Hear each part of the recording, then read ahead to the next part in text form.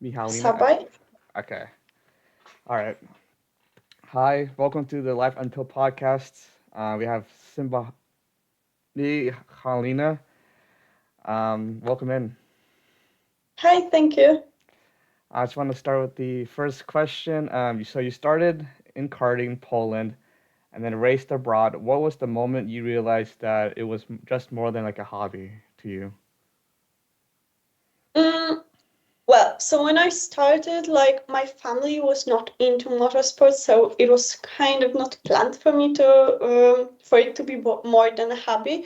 Um, so when I realized was probably when I started doing like a senior class. So I was doing both in Italy and in Poland, and I think that's when because it started to be more serious. I gotcha. And since you drive in karts, F4 and prototypes, what car taught you the hardest lesson about driving, and what did it teach you? It was like every step was pretty different because in karting it was different because I was a kid, so like everything was harder to learn because like the information went slower and all that. But I think like I learned the most in Formula 4 because like it's bigger car, it's faster. There's like a lot you have to learn and you have to like spend time on learning that to be fast. So I think Formula is. How was it? How was it different for you when you had to go to school and race at the same time? Was that hard for you to learn, or how did that work for you, to be exact? Um, Well, I was in like I did four schools, three schools during Mm. my career. So it was most difficult in like elementary because on this level the teachers didn't like me like skipping school and all that. So it was difficult at that time, but it was like not because of the work I had to put in because obviously when I was missing school I had to study more at home. And I learned that pretty fast that I have to take a little bit more time to keep up with my schoolwork. But the teachers were not really keen on me skipping school, so they didn't really like that. Then when I moved to high school, it was much easier because the teachers were like fine with that. They were helping me a lot. So I think the hardest part was the elementary. Then when I skipped to high school, it was much better.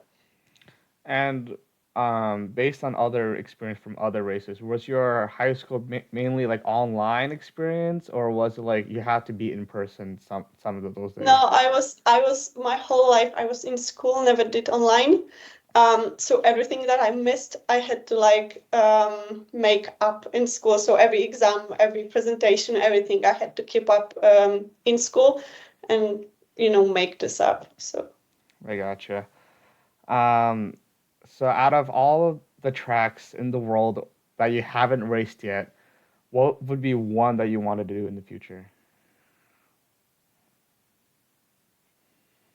I don't know if that counts, but I haven't raced in Monza. I did testing, but I haven't raced there. But I loved the track, so I think that this would be it. So Monza. Was there like a particular, um, how do I phrase it?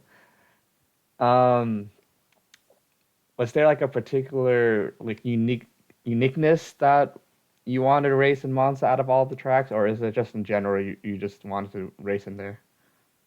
I think just in general, like the track is legendary. It's Italy. It is in Italy. I love Italian, so like I love Italy like as a country. Also, the track was really fun. Like a lot of high speed corners, but also it was really um, tech. Well, you need a lot of technique to drive there. So I like the track in general.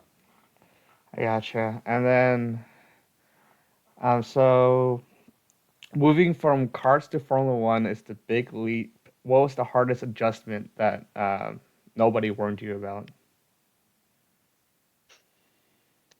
Um, s- I think that it's the driving part is pretty similar. Like you got throttle, you have brakes. that similarity thing that's difference is the gears, obviously. But in formulas, you need much more work with the car. Hmm. So you need to take care of aerodynamics and all that. So it is a little bit harder to drive because you need to focus how's the car feeling pretty much all the time. So I think that was the hardest part for me moving from karting to formulas because that was something completely new that I had no idea about before. And then, so since you took in part of the F1 Academy rookie test this past year, what was the most eye-opening thing that took away from being in that environment? Um, well, it was my first time at the track that there were so many women, and that was great because, like, all the F1 Academy stuff, it was there were like not all of them were women, obviously, but most of them.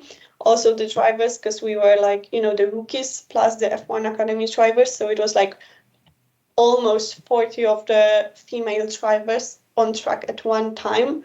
So that was pretty amazing.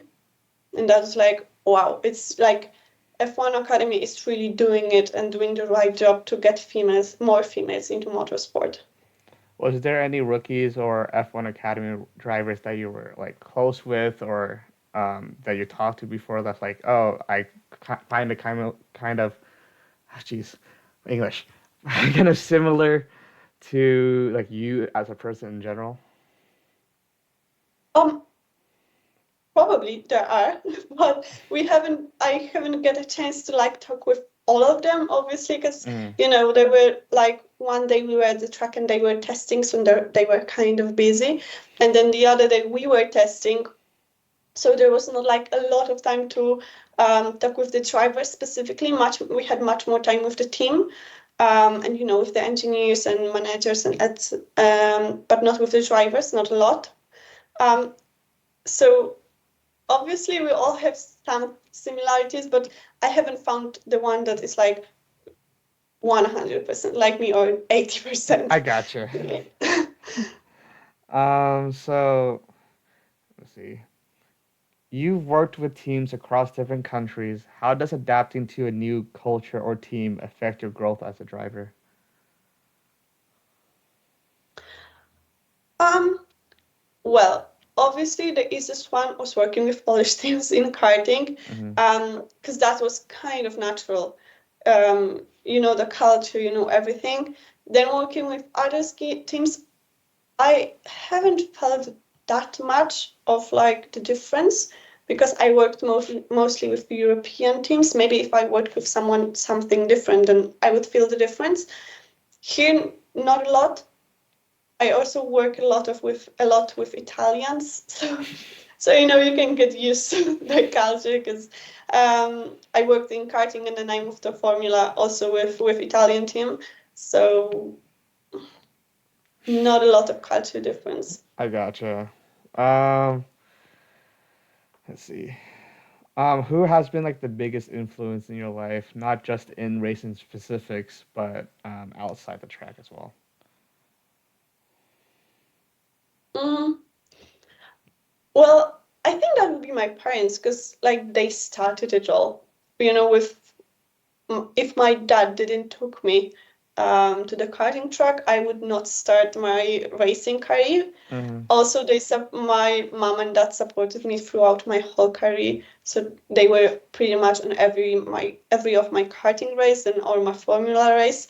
So they are like alongside with me with this whole journey. So I think that would be them. So how do you handle parts of racing that no one sees, like travel fatigue, waiting between sessions, and long debriefs? Like, how do you have like the amount of patience that as a driver is like, you know what I mean? Sorry, I don't know how to phrase this question correctly, but how do you handle the parts of racing that no one sees, like travel fatigue, waiting between sessions, and long debriefs? Um, well, I think pretty okay. I would say, like you can get used to this, and also it is a part of the whole journey. that is with me like the whole time. It's not like something you like, you know, you start racing first and then you go to the long debriefs. Mm-hmm. It's like all the time it's with the drivers. So you get used to it the same as you get used to racing. Also, I really like the debriefs.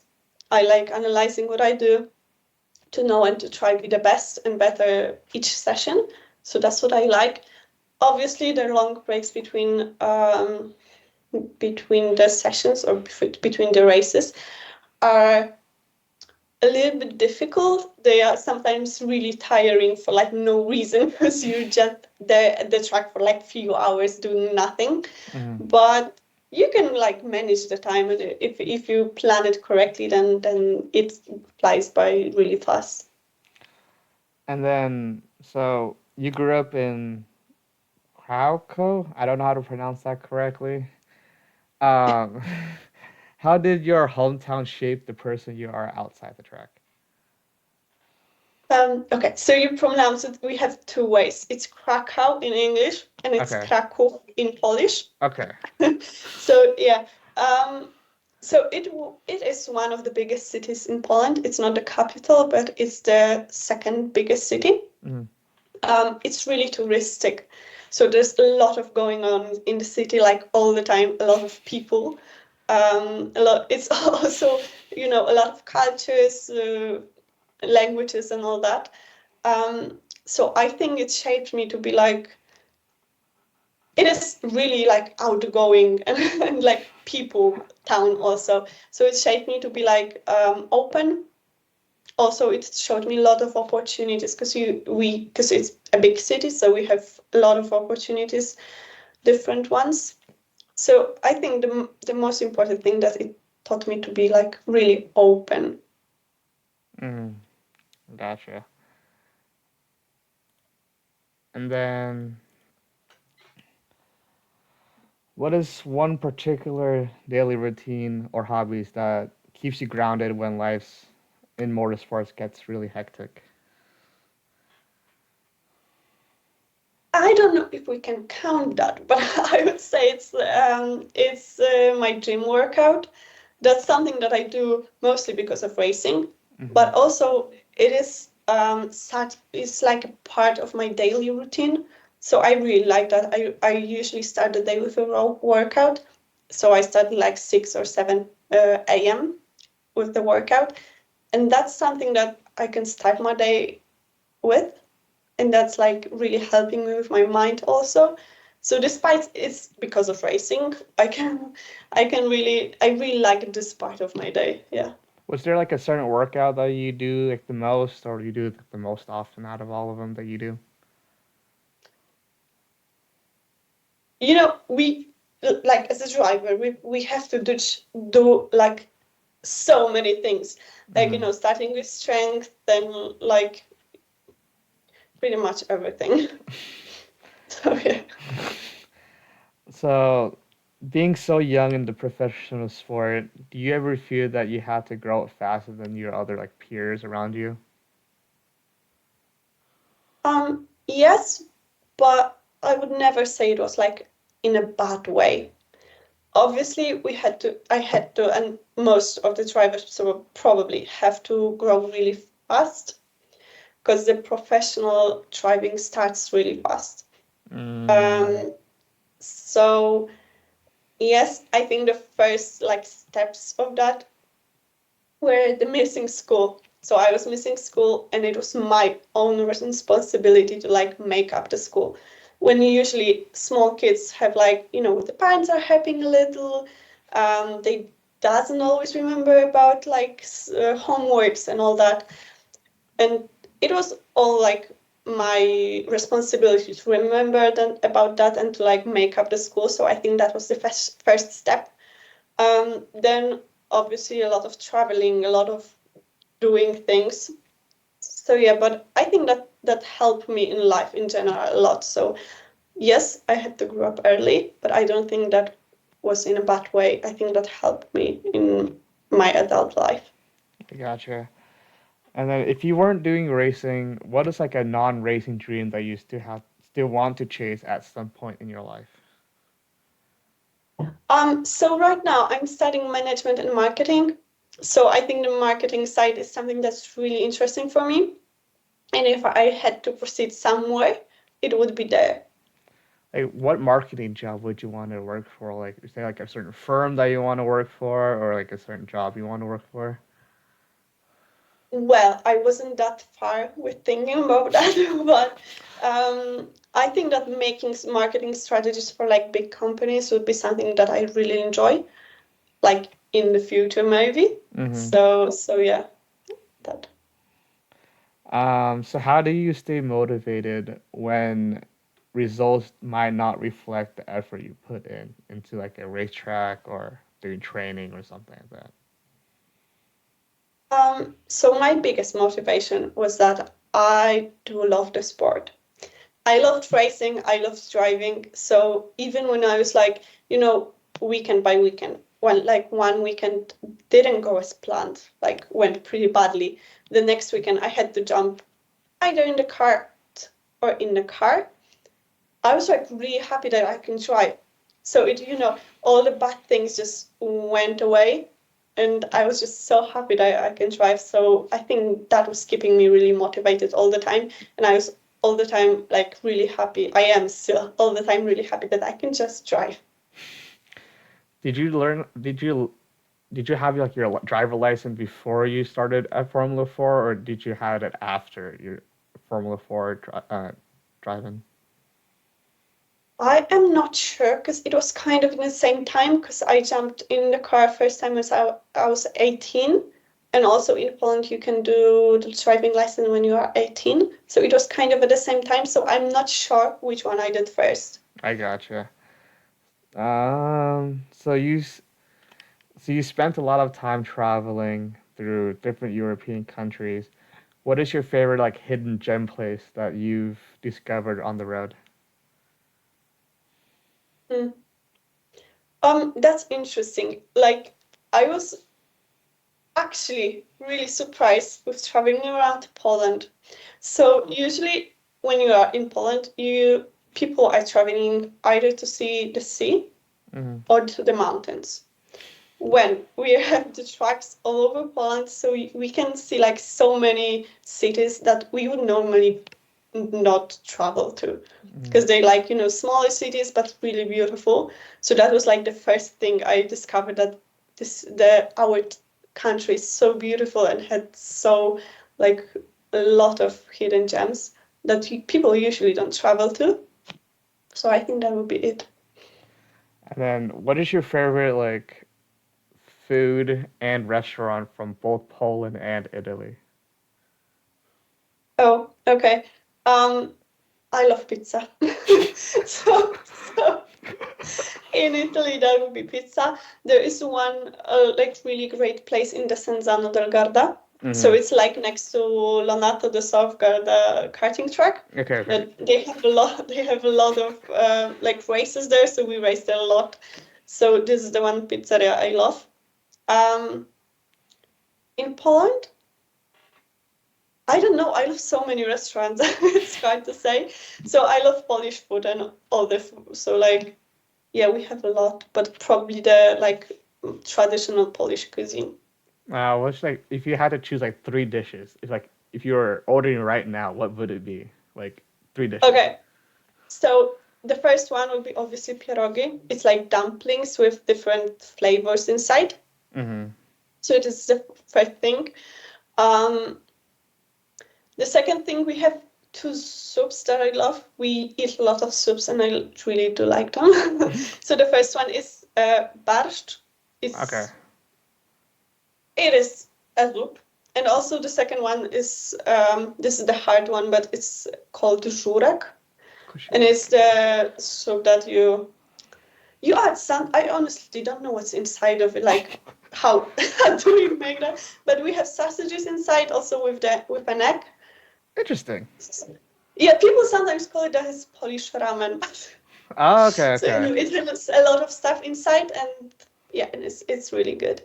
Is the first one similar to like Chinese dumplings, or is it like something like a bit more different? It's similar.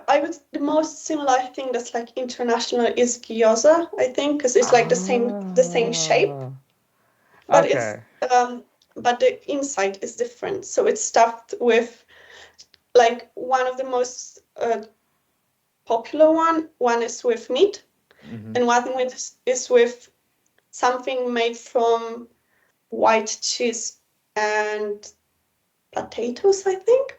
Okay, interesting. I know it sounds weird, but it's really good. All right, all right. So was there any like, if you were back in Poland, what would be like your one place that you would go to? Like it could be like hiking up to a mountain and all the sight viewing. What would you go to strictly for Poland? Like if you're back home. We have a place that it is called Bieszczady. Hmm. It's like next to Ukrainian border. So in Poland, it's like the end of the world. Like there's not a lot of humans. There's not a lot of tourists. There's just the nature and pretty much nothing. There are mountains also, not like the biggest one in Poland, but smaller. Hmm. So that would be it.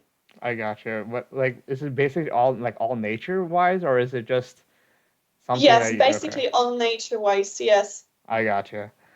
And then so looking ahead into the future, what is one personal milestone that would mean more to you than any trophy? Mm, well, I would say that getting into we can stay with getting into Formula One. That's probably a lot of work ahead of me. But Hmm. I think that is one milestone that every female driver now is kind of going for. Um, and I think this is a milestone that will change the whole like female situation in the motorsport. So I would say it's that. I gotcha. And how do you hope your journey inspires the next generation of drivers in Poland and beyond? I really hope it will. So from my point of view, to have more female in motorsport and also in higher categories, we need to start with the first classes, so the karting. So I really hope that small girls will get inspired to start in karting, and then with the years they can grow up in the categories. And I think that's where it should start. And I hope the little girls are a little bit inspired, and or maybe will be. um, Maybe not even by me and like what I do, but with the fact that there is a Polish driver racing in formulas, and then they can see it and be like, oh, okay, I can also start. So I think that that's something that I really count on. Have you like seen personally like other kids that you've teach or you worked with or you helped teach that they've um, been progressively going to upper the levels if that makes sense. Yes, but to be honest, I worked more with the boys. I got So there were not a lot of girls, not because like I was not rooting for them or something like that, but um, I never had a lot of girls that came and wanted to drive, or they were like they ended really fast, or there are just less girls, and like I think less parents are just taking girls to karting because it's just like not their first thought to like, oh, we can go karting. I think they like more, oh, we can go to ballet or something. So I and wasn't working a lot with the girls. I gotcha. And then was there like or was there like a hobby that you like to do outside of racing that you enjoy the most? Yes, I did. So I did a lot of sports when I was young. My parents took me to many classes to like try things and to find my way. So the one that I did a lot of swimming, I did the ballet, I did piano, but the one I liked the most, I think probably would be tennis. Interesting. Yeah. What events in tennis did you do? Like a two by two or just like a 1v1 type of vibe? So I was like the first. I started with the classes in school, so that's how I started. Then I was like I did some trainings with trainer, like the individual one, and then in a group. So in a group you do like 1-to-1. I gotcha. And what events did you do for swimming as well? For swimming, I did mostly like the competition between schools. Mm-hmm. So I did that. Do you have a specific event that you did? It's like the 400 relay or like the 200 freestyle? Which So event I did specifically? this because it was like through my whole middle school. So it was like few years. So along this year, I did like a lot of different categories, Oh, but they gotcha. were all in the like between school championships. Did you end up winning any of the championships during that I time? think I did once, and I even have like one of like how do you call that? It's not like not a trophy, The but medal? something. Yes, yes, yeah. Uh, and do I have any other questions? I think I have one more. So winning the ROK Cup Poland in 2021 must have been huge. How did that win change the way people looked at you in the paddock? Um, Well, that yes, that was a good time. So first of all, it didn't change like that because it was like the whole because we had like 9 rounds, I think. So it was the whole season, and I won the whole season. So I started winning the races first. So I think that's when the approach of the people changed a little. Because before I was usually somewhere around the podium, but never like winning the races. So that when it changed, so the end of the season and winning the whole series was like um just the beginning started much earlier with the beginning of the season, and then it was like something that came throughout the whole season. So like the whole season changed that, and I think that people saw that I'm not just a girl like racing, but I can be a fast car like a driver, Hmm. not like a girl racing, but fast driver. So that's changed. I gotcha. That's all I have for you for today. Okay, good. Sorry if it seems short of it, but I try to come up with as many questions as possible. Thank you for joining today. Hope you enjoyed the rest of your day. Um, See you soon.